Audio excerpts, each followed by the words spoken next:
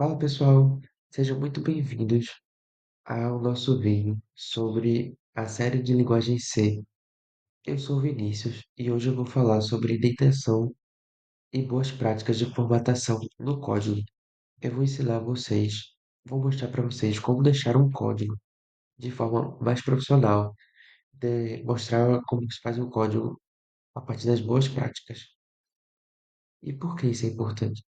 Isso é importante porque se você está programando sozinho, tudo bem você fazer um código que só você entenda. Mas, se você fizer um código, mesmo que sozinho, e você fizer um código mais organizado e mais padronizado, é muito mais difícil ter bugs, erros e coisas do tipo. Mas, principalmente, quando você está trabalhando em empresa, fazendo projetos em grupos, por exemplo, na faculdade, quando você for fazer um curso que tenha programação, você provavelmente vai fazer algum projeto em grupo. E você tem que fazer esse projeto do jeito que o seu grupo inteiro vai entender. Ou seja, você vai ter que programar de acordo com o que o seu grupo achar melhor de padronização. Daí que eu vou dar algumas dicas práticas. Mas antes das dicas, vamos começar com algo mais básico e super importante, que é falar sobre a indentação. Ela serve para alinhar cada parte corretamente para que ela fique estruturada de uma maneira correta e fácil de se entender. Quando a gente está começando a programação, às vezes a gente nem sabe disso e muitas vezes a gente acaba ignorando. Mas quando a gente vai passando o tempo, a gente vai percebendo que faz muita diferença para quando o projeto crescer, porque vai ser muito mais fácil de identificar o seu código e entender ele. E aqui vão algumas dicas práticas para a formatação e indentação do código. Fazer a indentação consistente, que são quatro espaços ou a tabulação, utilizar linhas curtas, você conseguir fazer o seu código da maneira mais curta possível para que ele não fique desorganizado a sua linha. Daí, manter o espaçamento entre os blocos porque fica melhor organizado visualmente e para se entender posteriormente.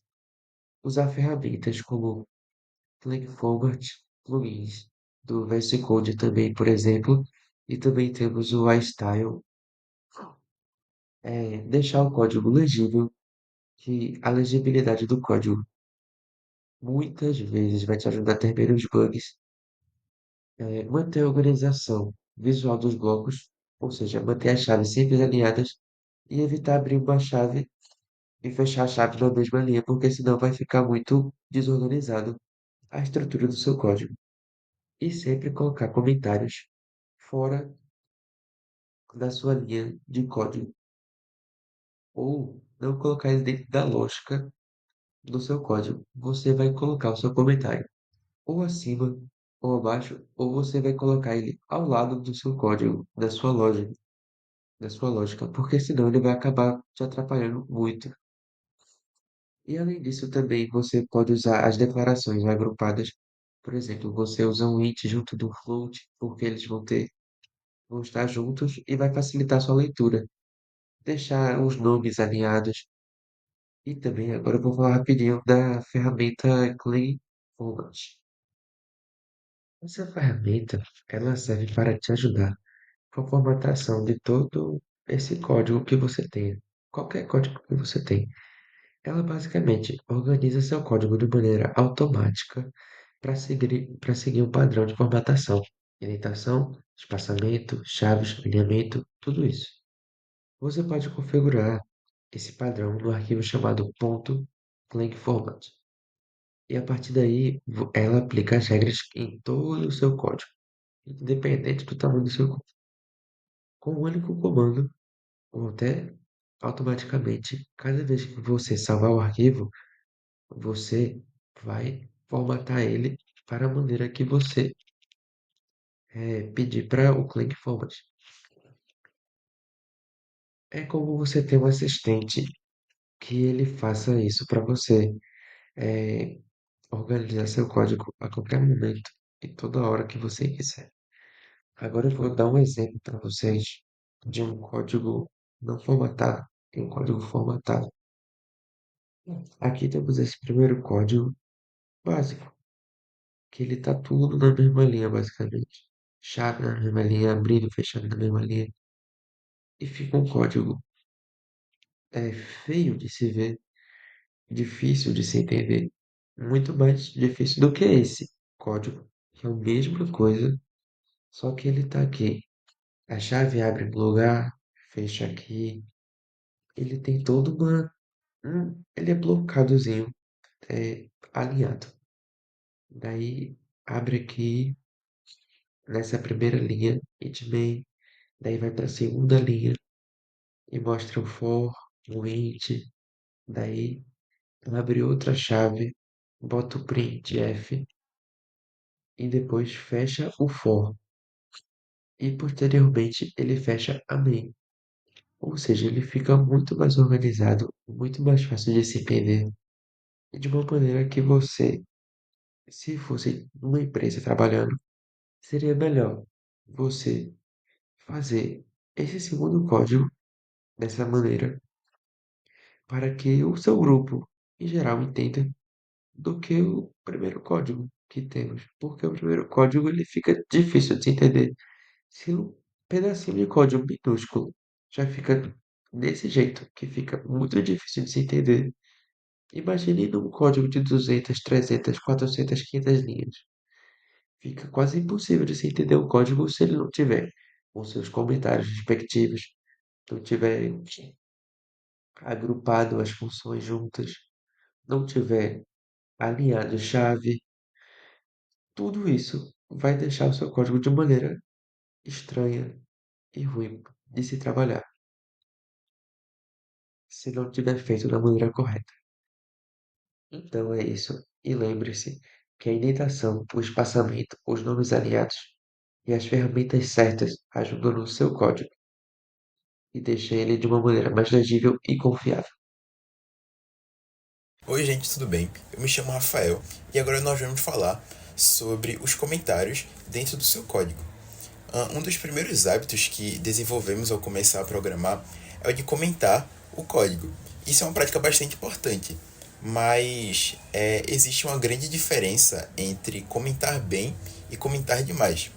O nosso foco aqui é justamente entender quando que esses comentários são realmente úteis e como evitar cair no exagero, que atrapalha mais do que ajuda.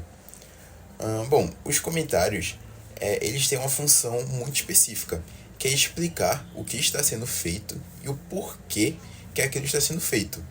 Eles não devem explicar como que aquilo está sendo feito, porque essa parte já deve estar bastante clara dentro do seu próprio código. Por exemplo, se eu tenho um código que diz total igual a preço vezes quantidade, eu não preciso escrever um comentário dizendo multiplica o preço pela quantidade. Isso é bastante redundante. Todo mundo que lê essa linha entende isso. Agora, se o cálculo tiver um motivo específico, como, sei lá, um desconto aplicado conforme uma política da empresa, aí sim vale a pena comentar algo como aplica desconto de 10% para clientes fidelizados. Isso adiciona um contexto que o código não entrega sozinho.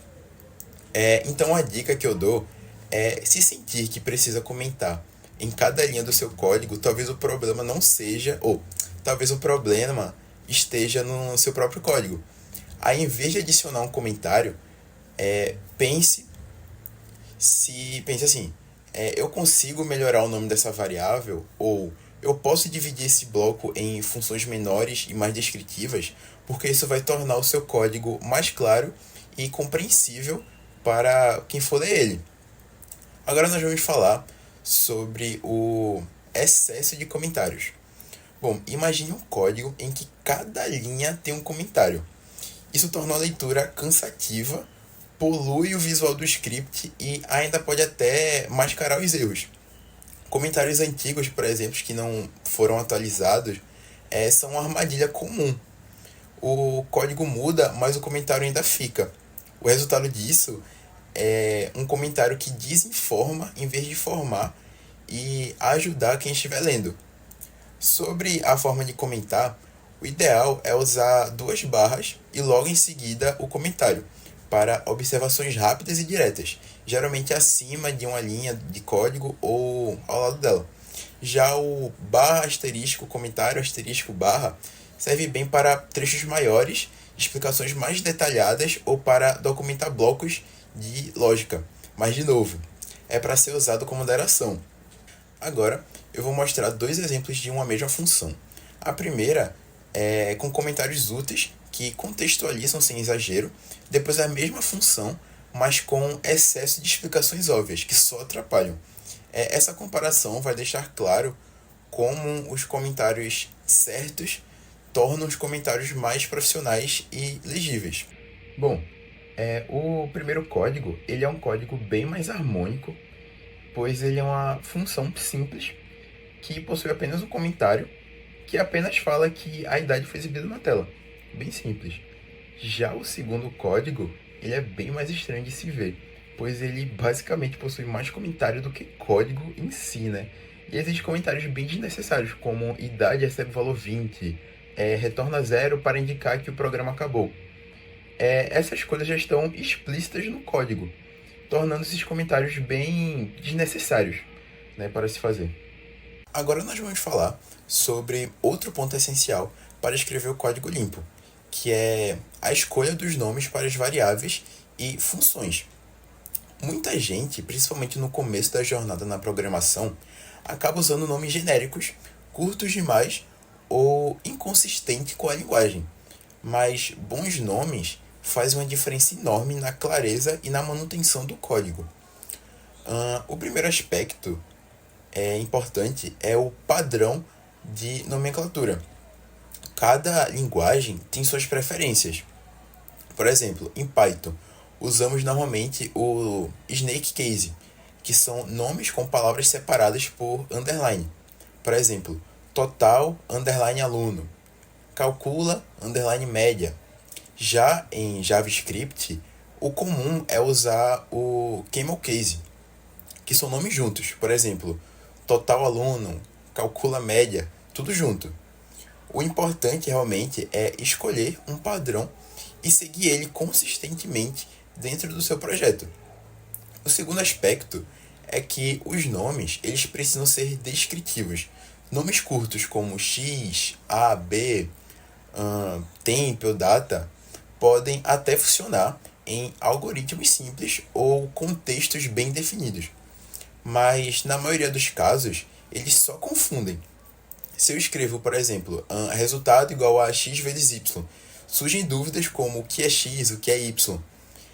Já se eu escrevo salário total igual a salário base vezes horas trabalhadas, aí sim, mesmo sem nenhum comentário, o leitor entende exatamente o que está acontecendo. Ou seja, um bom nome economiza comentário. Já um nome ruim exige explicações. Para as funções, a regra de ouro nomeie com verbos. Uma função deve indicar uma ação. Então, use nomes como calcula data, valida a senha, exibe menu. E lembre-se que o código ele é lido muitas vezes, né, mais do que ele é escrito. O objetivo é facilitar para quem vai ver depois. Isso pode incluir até você, que pode ver ele daqui a algumas semanas ou até dias, né? Agora eu vou mostrar dois códigos que fazem a mesma coisa. Um deles usa nomes ruins, como variáveis com uma letra só e funções com nomes vagos. E o outro usa nomes claros e descritivos. Bom, nesse primeiro código, como vocês estão vendo, ele dá valor a algumas funções e executa algumas operações com elas. Mas nada fica claro, né? Você não lê esse código e de cara já entende ele. Já o segundo código, ele dá valores, é o mesmo, ele dá valores a funções com nomes mais claros, né? Como preço unitário, quantidade de vendas, desconto. E as operações ficam bem mais claras para o que está realmente acontecendo, né? O leitor consegue entender já lendo assim de cara. Bom, agora continue no vídeo para você ver a diferença entre um código .c e um código .h. Oi, gente! Então, dando continuidade ao que Vinícius e Vini abordaram nos tópicos anteriores, eu vou falar um pouquinho sobre como funciona a organização modular. O que seria isso? Então, a organização modular é quando a gente visa, né, diminuir o código. E acontece que divide o código tanto em ponto H, tanto em ponto C, que a gente chama de arquivo.h e arquivo.c.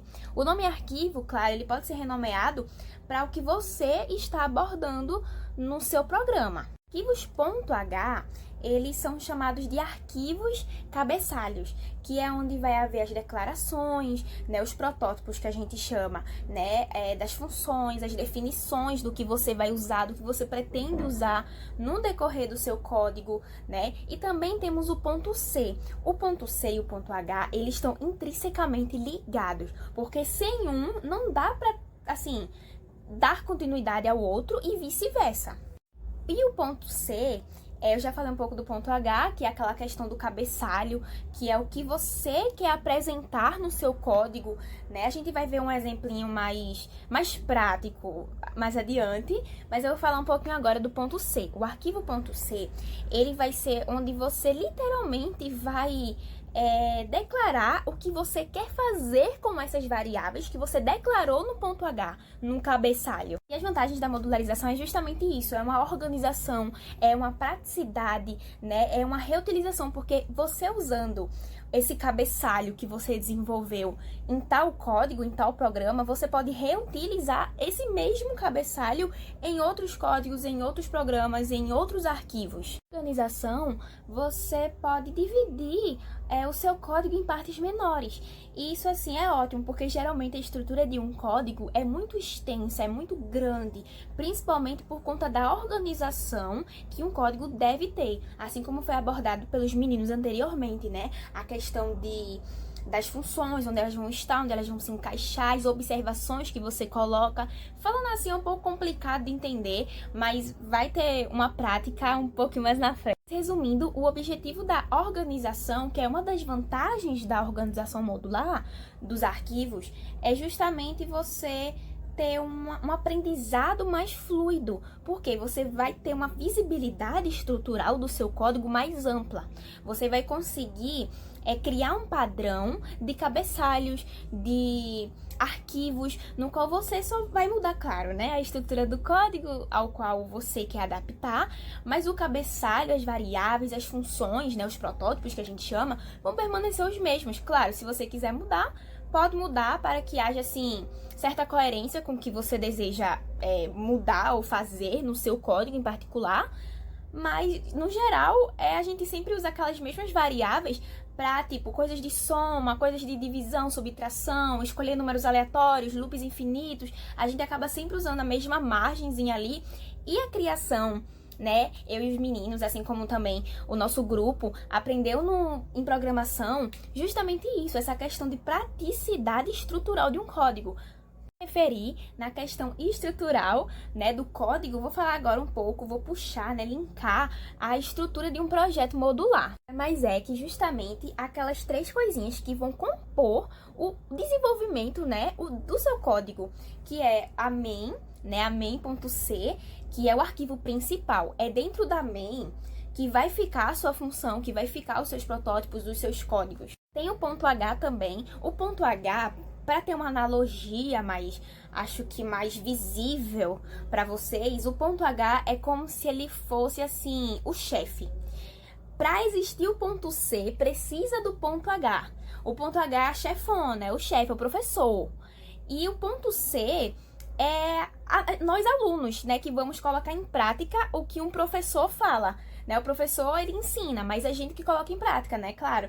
Então, o ponto H, fazendo essa alusão um pouquinho para ter um exemplo mais visível, o ponto H é justamente isso. São ordens que você vai dar e o ponto C é algo que você vai executar. Para finalizar essa parte de estrutura de um projeto modular, a função ponto .c, ela vai implementar as funções que você digitou no ponto H. Agora a gente vai para a parte prática.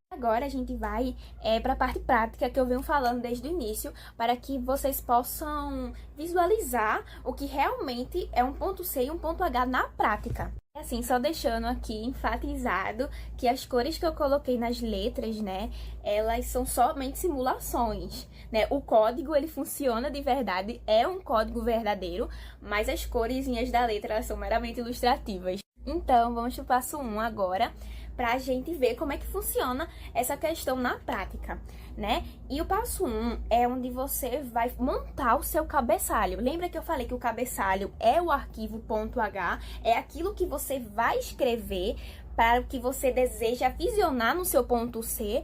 Por exemplo, vou usar o exemplo aqui do código que eu coloquei. No sentido de assim, você pode declarar as funções. Eu quero, aqui no código que tá como exemplo, eu coloquei soma e subtração, coisas simples, mas pode ser usado diversas outras coisas. Então, você coloca uma observação, que é onde tem duas barrinhas. A observação é o que você quer fazer com essas variáveis que você está apresentando no cabeçalho. No caso aqui, o int A e o int B são as variáveis dos dois números que você quer somar. E mais embaixo, né, que você quer subtrair. Antes de passar para o passo 2, enfatizando que o passo da gente ir para o passo 2, eu vou enfatizar novamente que o passo 1 é onde você vai colocar aquelas coisas que você quer usar, seja as variáveis, né? No caso, as funções. No caso aqui é o A, é o B, que são os dois números que a gente quer somar e subtrair. Mas pode ser X e Y, pode ser uma frase, pode ser o que você quiser, né? Isso vai variar, claro, de acordo com o código que você quer desenvolver. Já no passo 2, né? Já vamos dar uma pulada. O passo 2 é onde você vai implementar aquilo que você colocou no ponto H. No caso, agora a gente está falando dele mesmo, do arquivo .c. Caso você já apresentou no passo 1 que você queria efetivar uma soma, uma subtração, o que você quer, qual é o objetivo do seu código na observação? Eu quero fazer uma soma de dois números, eu quero fazer uma subtração de dois números. Esses números a gente vai chamar de A e de B. No passo 2, você já vai implementar o arquivo .c, que é justamente a soma, que você vai colocar o int soma e entre parênteses, como está no exemplo, o int A e o int B, que você já vai ter como retorno o A mais B, né? Tem o nomezinho aí, retorno A mais B, que é justamente o objetivo daquilo que você colocou no ponto H, no seu cabeçalho. Claro que respeitando a questão, a estrutura de um código em C, que é o int, que é a declaração das variáveis, que é abre-chave, fecha-chave. Esse não é a questão aqui, mas respeitando isso sempre para que venha haver uma coerência entre o ponto H e o ponto C e a compilação do código. Agora é o passo 3, que é o último passo, né, dessa abordagem antes do compilamento final, que é justamente a main. A main é onde tudo vai funcionar. A main é aqui, ela é a topada, sabe? Tem a main, mas para você chegar na main, você justamente precisa da organização modular, que é o arquivo .h e o arquivo .c. Então, a main tá aqui e tudo que você declarou anteriormente precisa estar dentro da main. Claro, como eu disse anteriormente, respeitando a linguagem estrutural da programação em C, que é a questão da porcentagem, que é a questão da barra, que é a questão de como você não quer fazer uma soma, então vai ter lá um padrão de soma. Isso tem que ser apresentado anteriormente. Esse passo 3 é mais técnico, né? Que é justamente a questão para compilar o código. É justamente para finalizar o que você declarou anteriormente. A main é assim, quando você já encaixa tudo que você tem em mente, né? Tudo que você anotou, os arquivos passados que você criou e você joga dentro da main, quer dizer que assim, você já sabe uma estrutura padrão de um código em C ou em qualquer outra língua, mas o foco da gente aqui, perdão, é em C. Para finalizar essa aula de hoje, vamos dar uma recapitulada nos tópicos que os meninos e eu abordamos, que é justamente a questão de como nomear variáveis, de como nomear funções, de como você evitar exageros no seu código, a questão da indentação no seu código. Tudo isso, gente, serve para facilitar a organização estrutural do seu código. E reforço dizendo, antes de finalizar o vídeo, que as boas práticas, elas facilitam a leitura e a manutenção de um trabalho em equipe. Tchauzinho e até o próximo.